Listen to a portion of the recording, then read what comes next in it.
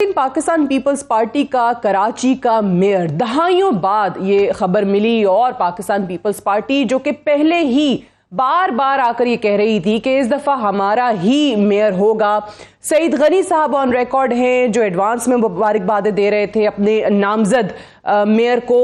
और अगर हम बात करें तो दूसरी तरफ से जो कि बहुत ज्यादा यकीन था कि हमारा क्योंकि मेजॉरिटी है तो हमारा ही मेयर आएगा। कल क्या हुआ वो हमारे सामने है कि मेजॉरिटी होने के बावजूद आखिरी वक्त में किस तरीके से एक फॉरवर्ड ब्लॉक बन जाता है पीटीआई जो कि सपोर्ट कर रही होती है। लेकिन खैर ये पाकिस्तान की सियासत में कोई पहली दफ़ा भी नहीं हो रहा है।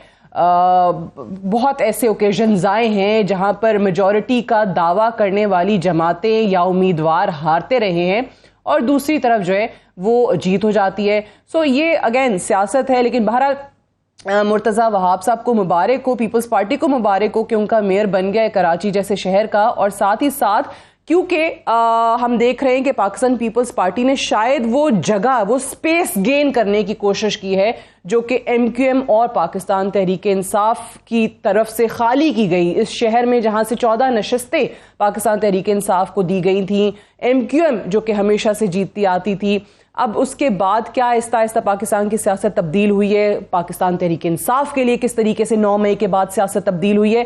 सो वो असरात जो हैं हम इस सूरत में देख भी रहे हैं।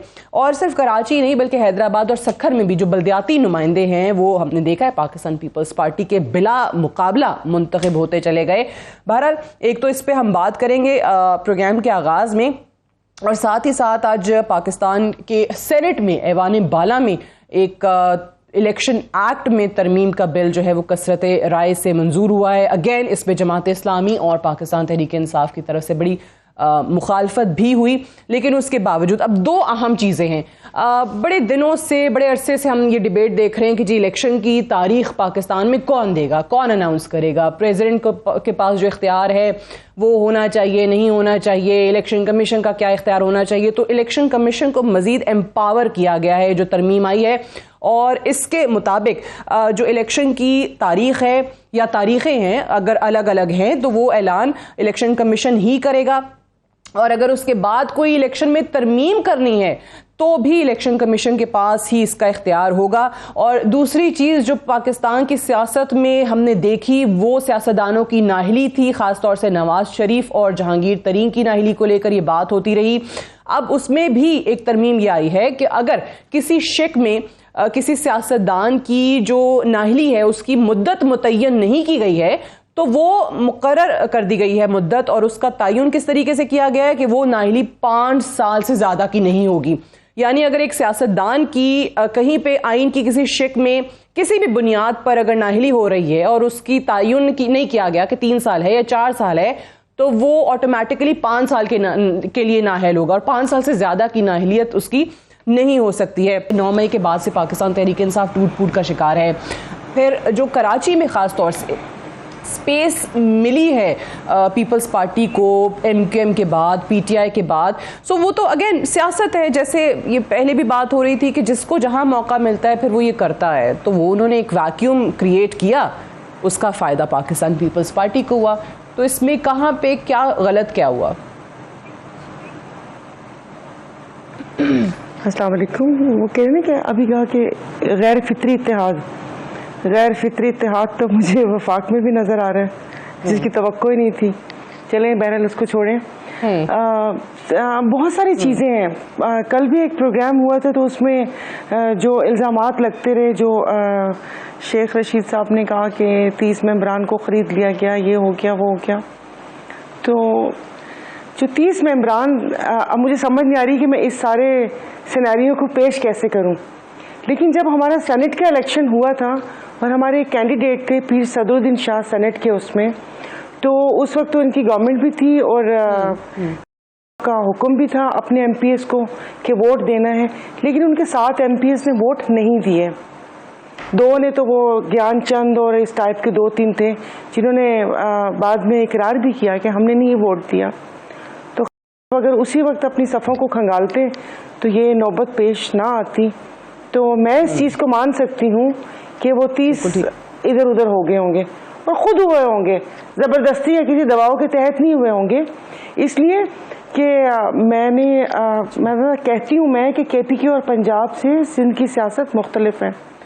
तो मैंने जितने भी लोग देखे PTI में जो यहाँ से आए थे, बेसलेस थे, कोई ऐसी बेस नहीं थी वो जिसको कोई थोड़ी किसी पार्टी से कोई दिली एफिलेशंस हो या कोई इक़दार हो, ऐसा कुछ भी नहीं था।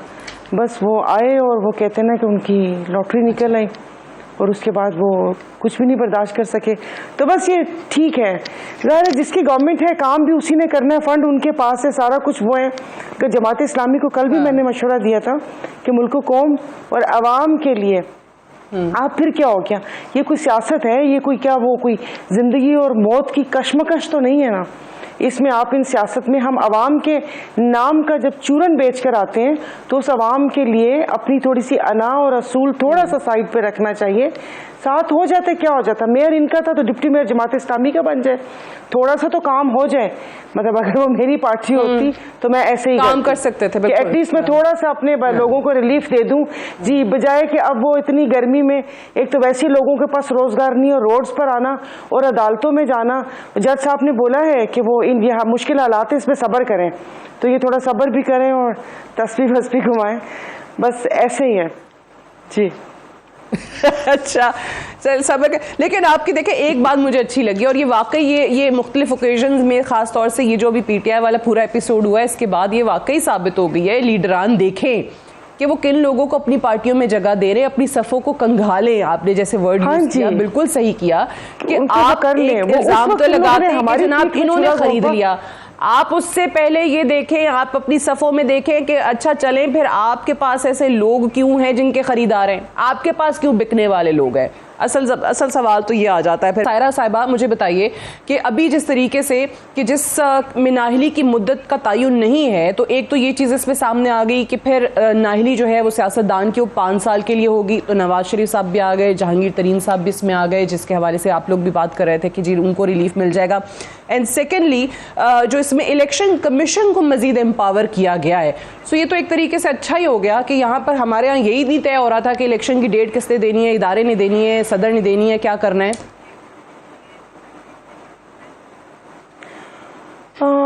इलेक्शन उसको मतलब क्या ज़रूरत थी। अभी जो आई एम सॉरी जो किरदार रहा है पिछले 4-5 माह से जब से पंजाब और KPK की असेंबलीज टूटी हैं इलेक्शन कमीशन का, मुझे नहीं समझ आ रही कि या तो फिर देखिए मैं कैसे आपको बताऊं, मतलब पावर देने से क्या वो होगा, कोई ना कोई अपना बंदा लग जाएगा जो हमारे पाकिस्तान की सियासत है कि जाते जाते वो सुल्तान राजा के बाद कोई ऐसा अपना वो क्या कहते हैं डाई हार्ड वर्कर वहाँ पर आ जाएगा। तो फैसले तो करने हम ही ने हैं, फॉलो कौन कितना करता है ये देखना है। और बाकी ये कि अभी उस दिन जियो में भी ये खबर थी कि जब इलेक्शन कमीशन कहेगा तब वो होंगे। ये तो हुकूमतों का होता है, इलेक्शन कमीशन फैसला करेगा कि कब इलेक्शन होंगे। ठीक, अगर उसने नहीं फैसला किया कि अक्टूबर में नहीं होने तो वो दिसंबर में करवा लो या अगले मार्च को करवा लो, तो फिर क्या होगा पता नहीं। खुदा जाने 5 लोगों के साथ प्रेसिडेंट अब इलेक्शन की डेट नहीं दे सकते और इलेक्शन कमीशन अगर तारीख देने के बाद प्रोग्राम को तब्दील करना चाहे वो भी कर सकता है। लगता है मौलाना साहब ने कहा कि नेक्स्ट पे मैं प्रेसिडेंट बनूंगा, उससे पहले सारे इख्तियारात ये इधर से उधर कर रहे हैं। दूसरा उसे क्या कहते हैं कसरत राय, मुझे समझ नहीं आ रही। 8-8 लोगों के साथ सेशन चल रहा होता है, कसरत राय कहाँ से बीच में आ गई। तो मर्जी इनकी कर ले, बाकी कौन से कानून पे अमल हो रहे हैं जो ये बनाते रहे कानून। काम मसला तो तब होगा ना कि जब उसको इम्प्लीमेंट करवाएंगे। मतलब आई एम सॉरी, अब तो पहले मैं बोलती होती थी कानून और आइन की बालादस्ती, लेकिन कौन सा कानून इम्प्लीमेंट होते हैं। बस जिस पे करना है वही कहते हैं कि गरीबों पर ही लगता है, बाकी इस वाले कानून में तो कोई आता नहीं है। तो बस जिसकी लाठी उसकी भैंस, जो इम्प्लीमेंट करवाना चाहेगा उसका हो जाएगा, नहीं तना से जी। और आपको कसरत राय वाले लफ्ज़ पे बड़ी तशवीश हुई कि कैसे ये तरमीम जो है कसरत राय से मंजूर होगी।